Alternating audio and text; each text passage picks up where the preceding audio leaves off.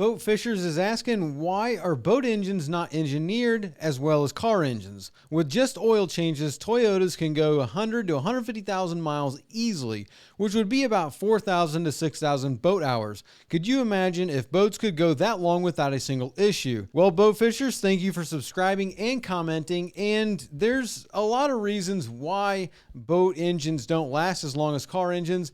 And the mileage to hours ratio never really works out. I know you can do the calculations, and I mean, it comes out similar to what you're saying here, but it's the environment and the way that we use a boat engine compared to a car engine. So you're rolling around a car that's only 1,000, 1,500, 2,000, 3,000 pounds with no drag. The only resistance that you have on a car is air, whereas a boat, you're running around pushing 6, 7, 8,000 pounds through water with a propeller and a lower unit using gear reduction.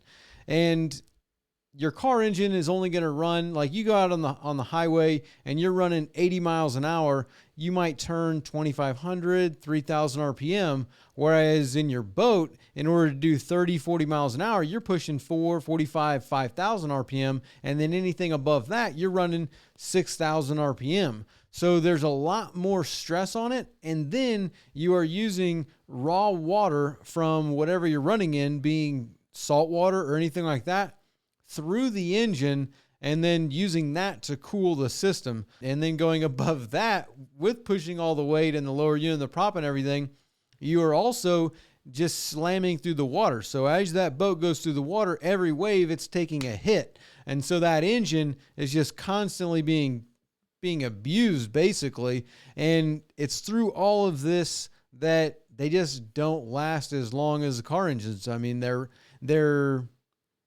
abused, and the life is a lot harder. I mean, there are outboards out there that have 10,000 hours on them, but by and large, the general recreational person is only going to get 20 years and 4,000 hours out of their outboard, depending on how they use it. Obviously, if you take care of it, you can get way more than that. I mean, people running 40-year-old engines all day long. So it goes back to the care and the maintenance, but it's that RPM and the abuse and the waves and the water and the environment that the engine has to perform and live in is what makes it so hard for this piece of metal to last as long as like the Toyota Corolla, which, Toyota Corolla is going to run for 500,000 miles with no problems. But other than that, that's kind of like the gist of it. I wish there was, something better, but that's just kind of what it is.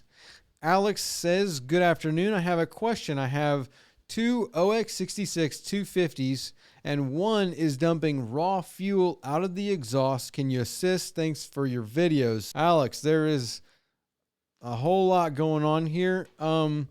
Without looking at the engine, you've got a lot of different things. So in order to kind of talk about it, if you've got raw fuel coming out of an engine, that is because it's unburned. So either one, there's way too much fuel getting into the cylinder, and then that is just not being burned.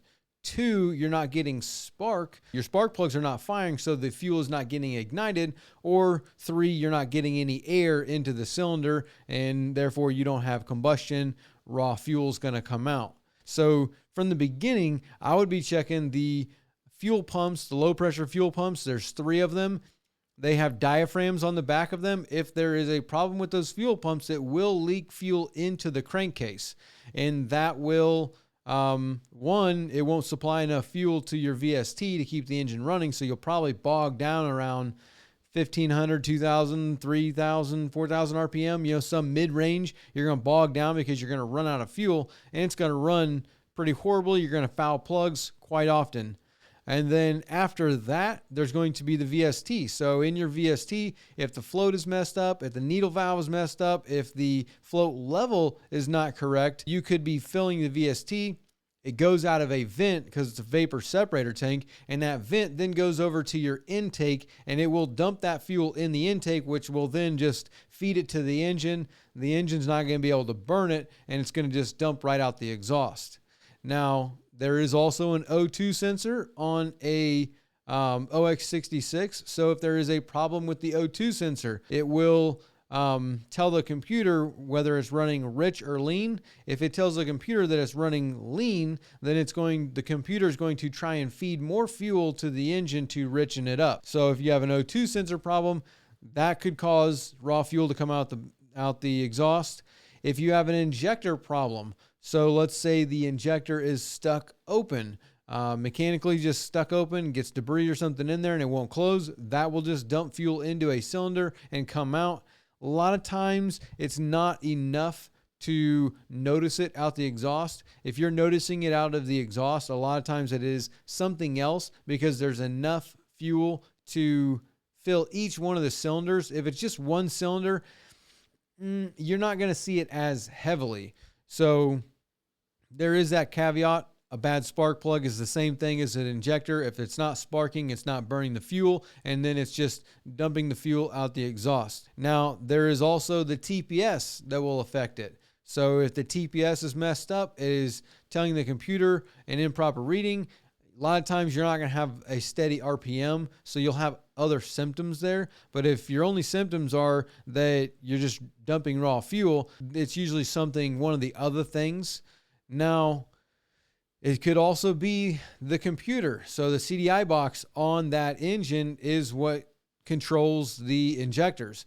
So the CDI reads information from TPS and from the map and from the trigger and then from the O2 sensor. Now, if that CDI fails, it will tell the injectors to stay open longer than they should or whatever the case may be, and it will control the injectors and keep them open, which will dump that raw fuel into the cylinder and then right out the exhaust. So there's kind of like 100 different things that could be happening to have raw fuel coming out of the exhaust of the engine.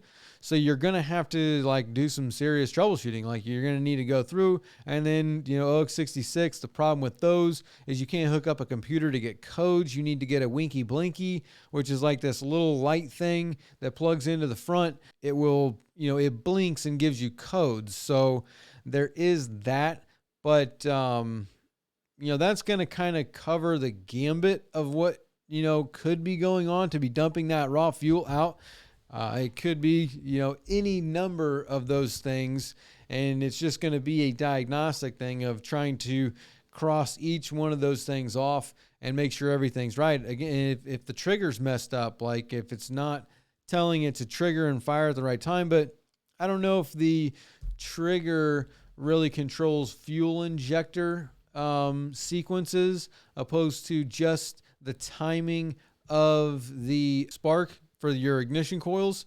So not 100% on that one as far as an OX66 is concerned. I could be wrong on that one. That's the only one. I don't know about the trigger controlling injectors or if it just controls ignition coils. So there is that. Lobes wants to know the reason. Lobes is just telling us the reason the Avator, which is a Mercury Avator electric engine, we saw it down at the boat show. The reason the Avator lower prop shaft drive is so beefy is the actual electric motor which drives the outboard is located there. The top part of the engine is all battery and the computer plus tiller controls. So we were talking about how beefy the lower unit looks on the Avator, and then also there's other electric outboards out there that the bottom looks very beefy, and that is because the electric motor, the actual thing that is driving the propeller is down in the lower unit, and everything else up top is pretty much, controls and a battery and that kind of stuff. So interesting, good comment, good to know. I mean, you look at some of these electric outboards that are coming out, they are getting a beefier lower unit when they're all in one. I did see Mercury has some of the bigger stuff. Mercury had what looked like an 115, but it was debadged and it was just all white, said Avator, and that one had a regular lower unit, all that stuff. And then there's also other ones that are like, the Vision Marine and the Evo and the Acel or E-Cell is what, I'm not sure what it is. The EVDs, or EVDA, there's so many different companies, but a lot of those, same thing, they're using outboard lower units, and then the actual motor is up on top where you would normally have a power head. So that's kind of a difference there that I noticed is, some of the smaller stuff, the motor's in the outboard in the lower unit. And then on the bigger stuff, the actual electric motor is on the top. Fishing Freak, how long will these poly tanks last if you use non-ethanol fuel? I have a 99 hull and was reluctant to use the tank that's under the deck because it's original. Using a portable tank now, but 6 gallons doesn't last too long. Would really like to use the 60-gallon tank instead. Honestly, a poly tank lasts for a really, really long time. Normally, the failure point of a poly tank is the fuel sender or the pickup, and then after so long, then a poly tank will crack, but that's a little bit less. It takes a long time for that to happen because usually the cracking comes from sun exposure and the plastic drying out, which the fuel will do that, but usually it's a pickup problem or a sending problem and it leaks out of that. Honestly, this is on a 1720 Key West. If you got the same boat, and I would be trying to use that tank. 6 gallons, like you said, you're not going to go very far. So I would definitely be trying to use the tank. If you're using a portable tank now, then your only risk is having to go back to the portable tank. But I would take that poly tank and look at the sender, see if that's leaking, pull the pickup, and probably put a new pickup in it.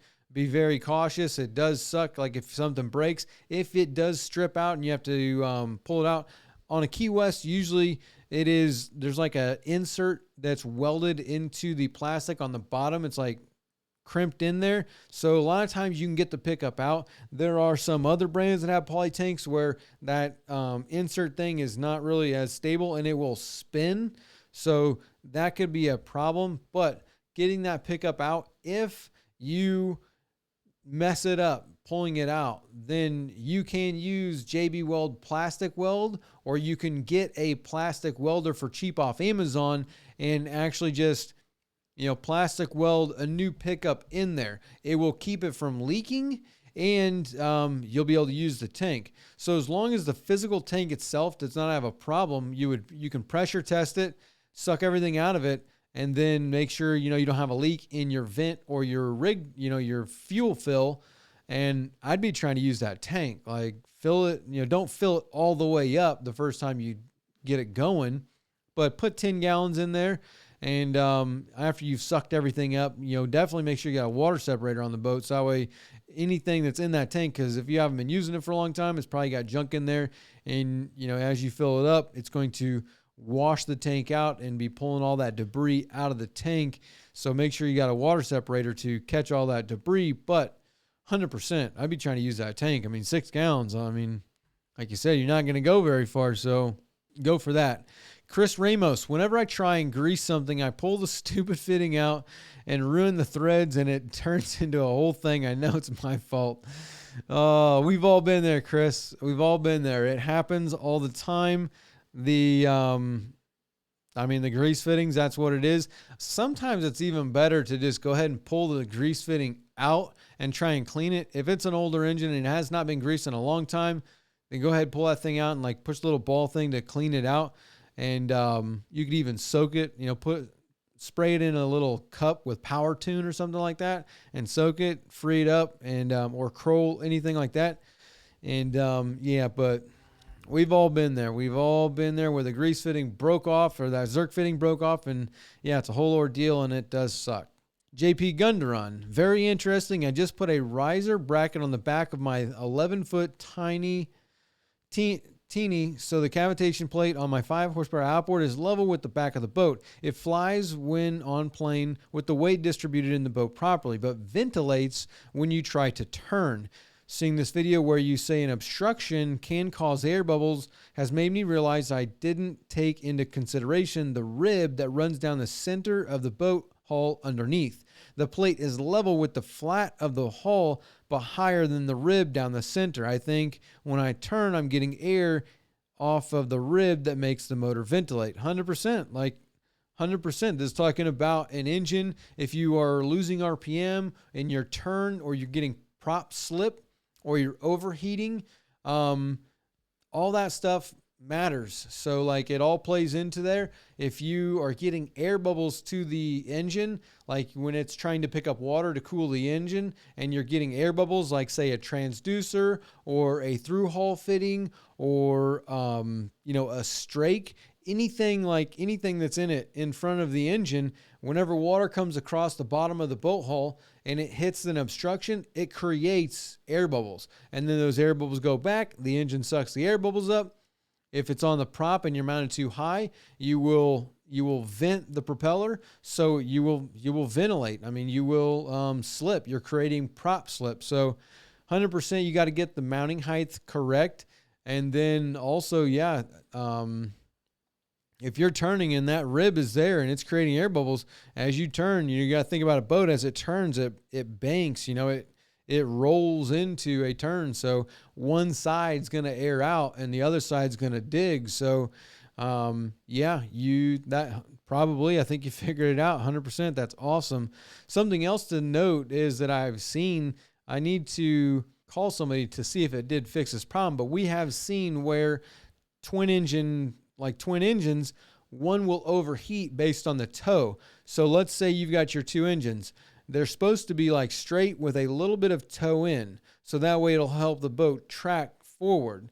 Now, if the engines are towed too much or one is towed like too much and it's not straight, you can have where if you see how this is turned like this, it's supposed to be able to pick up water on this side and this side. But if you've got one engine that's turned like this, I've seen it where the water coming in like this, it is actually getting air on the back side of this, and it's sucking air up into the cooling, and it would actually overheat as you were cruising around at certain speeds. And all had to do with the tie bar between the two engines and making that engine crook like this to where it was sucking in air. Talking about ventilation, I mean, that's a whole nother topic right there. But Anthony, why does my grease gun keep getting stuck on the nipples? It's a 2003 200 horsepower VMAX Yamaha. That's back to the same thing with breaking off the Zerk fittings. It happens. So most grease guns, some are worse than other ones.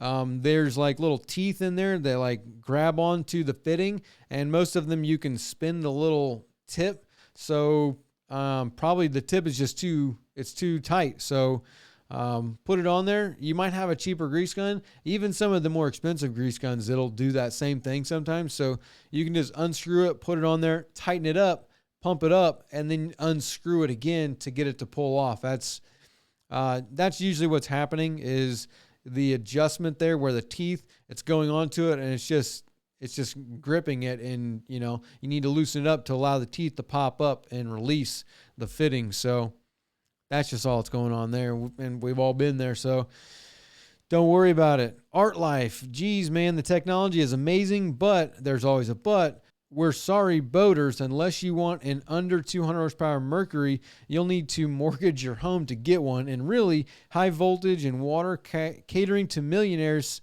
seems to be their business model anymore. No wonder brands like Daihatsu and Suzuki are really becoming the affordable, reasonable choice. That's kind of been the discussion for a few years now. That's why Suzuki has taken so much market share in the market, is that they are more affordable. Mercury and Yamaha and even the boats. I mean, everything is so expensive that, unless you got a lot of money, you ain't buying new stuff. I mean, this is probably a boat show comment talking about the different boats, the brands, and all the tech that's in the boats these days. Is they are packed full, and everything has gotten so expensive and heavily crammed into the boat that most of them, I think a lot of boat brands are actually trying to make their boats more like, family sport type models, to where there used to be, it's like, this boat is a fishing boat. Like, that's what it is. You get on the boat, it's set up for fishing, you go fishing, you come back, that's it. Like, it's not, any sandbar boat. But nowadays, pretty much every single boat brand out there is trying to make a family friendly type of boat, and, doing away with the strictly fishing type of boat. So, I mean, the market kind of dictates that too. So, people spend money on stuff, and what people spend their money on, that's what dictates the market. And so brands are going to cater to whoever's spending money and what they're buying. And if that's what people spend their money on, then that's what they're going to make. So there is kind of that. But other than that, yeah, they definitely do cater to, it's a different world. I mean, it honestly is a different world these days. The days of go to college, get a 30, 40-year corporate job and stay there, those days are gone. I mean, there's so much money out there right now with social media and all these influencers and everything. Like, it's the money that they're pouring in. If you go to down in Miami or any of these other places and look at the sandbar, like, there's money rolling. So who knows? Bill Jones, what is your favorite outboard? Well, that's going to depend, Bill, because I mean, I'll run anything. I like all the brands. I don't have one brand that I'm like, yeah, I wouldn't run that. Favorite engine to work on is going to be a Mercury Verado L6 because it's so easy. And making something super easy is obviously something that I care about because I'm the one that has to work on it. So there's that. But at the same time, huge fan of the Yamaha 4.2 and the F-150. And if I had to pick a favorite, probably going to be the L6 Verado. So that's probably going to be my favorite. Gary, the biggest thing is the weight. A lot of people have to carry a motor sometimes.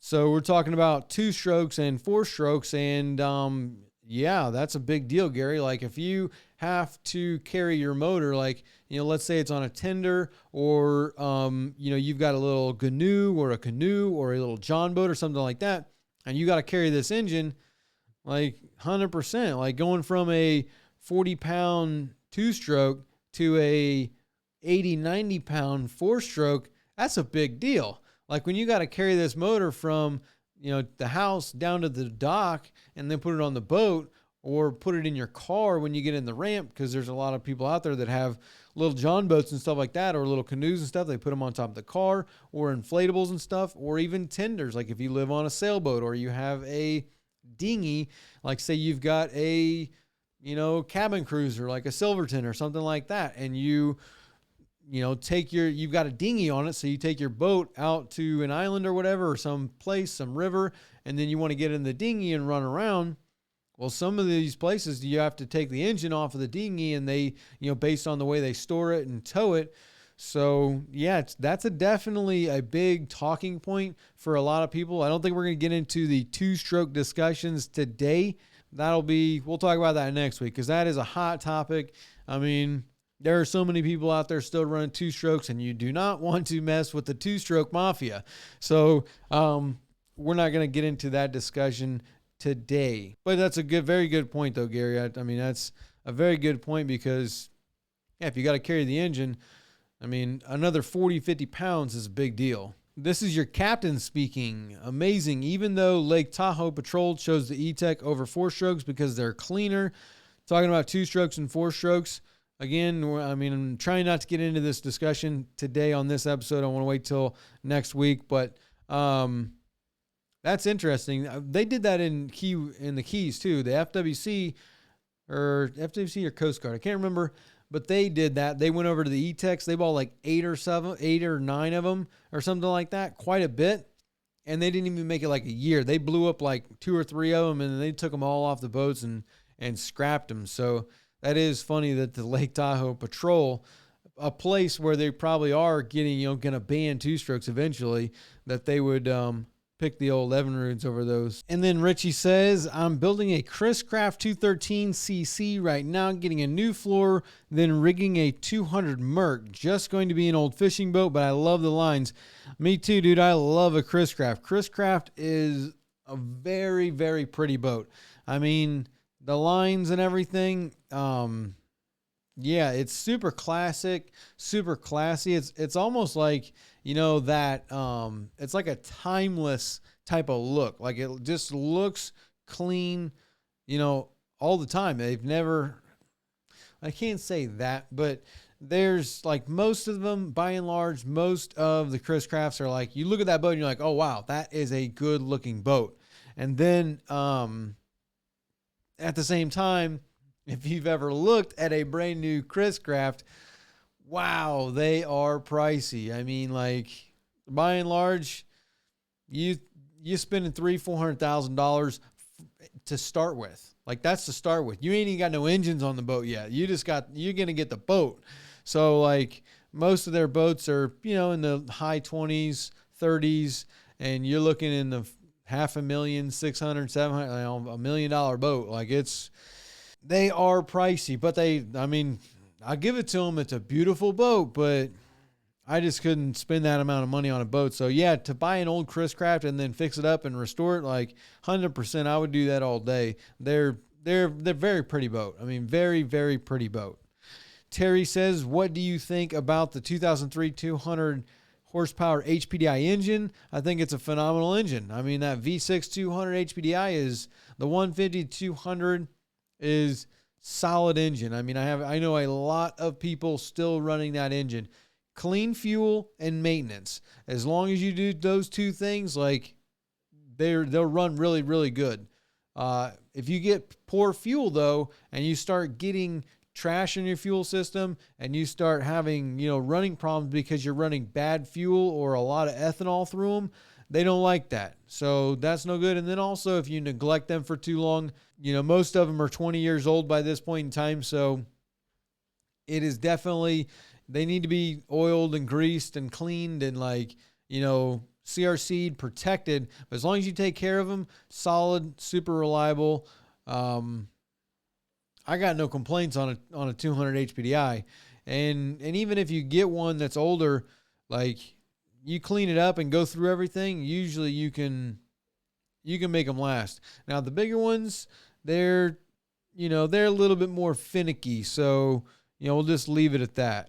Bassmeister, maneuverability during docking with twins is a big plus. Talking about two separate, having one engine for two engines. And twins, the maneuverability that you get with two engines is, it's a game changer. I mean, you can literally turn the whole boat on a dime. You can get into a slip. It really, really helps when you are in a really tight marina. And, that's a big problem with a lot of people when you go out on the water. A lot of people get intimidated by going into really tight marinas or places where it's like, there's a lot of boats around you or there's a lot of people watching. Having two engines gives you way more control because you can back up and do, a lot more maneuverability with those two engines than you are with a single engine where you're whipping it back and forth and trying to use the wind and the current and like float over here and then push over there. And you got the pole of faith out and it could become an entire spectacle, especially on really tight marinas where you got other boats sticking out at you and you got to turn around or get to the end or weave through this whole spot. So definitely big difference to have two engines. Lil Dina, I was in Alaska and it's like Honda World out there. I couldn't believe how many big following. The Northwest is Honda land for sure. I think that's the only place Honda has a footing in the marine industry is in the Northwest. Washington, Alaska, that whole area up in there in Canada. I know a couple of dealers and some technicians that work up in that area. And that's definitely tons of people running Hondas. It's amazing how well a Honda does in cold saltwater. But then you take that Honda and you put it down here in Florida in the hot saltwater, it just doesn't hold up the same. So, hopefully that'll eventually change and we'll see them, come a little bit farther along. We've actually talked about this, I think, last week that Honda was, coming out. They're building a boat with Scout. They've got a new BF 350. Even though the thing is massive, they're putting effort into it, and we'll see exactly how far it goes and where, it all ends. I think it's a good step for the industry. There's more, more of them, the more builders and more manufacturers, the better, the more choices that we have. But yeah, the Northwest, 100% Honda land all day. Christopher Williams, address I can send the triple guard grease to, 100%. Send it to Aaron Hilligood.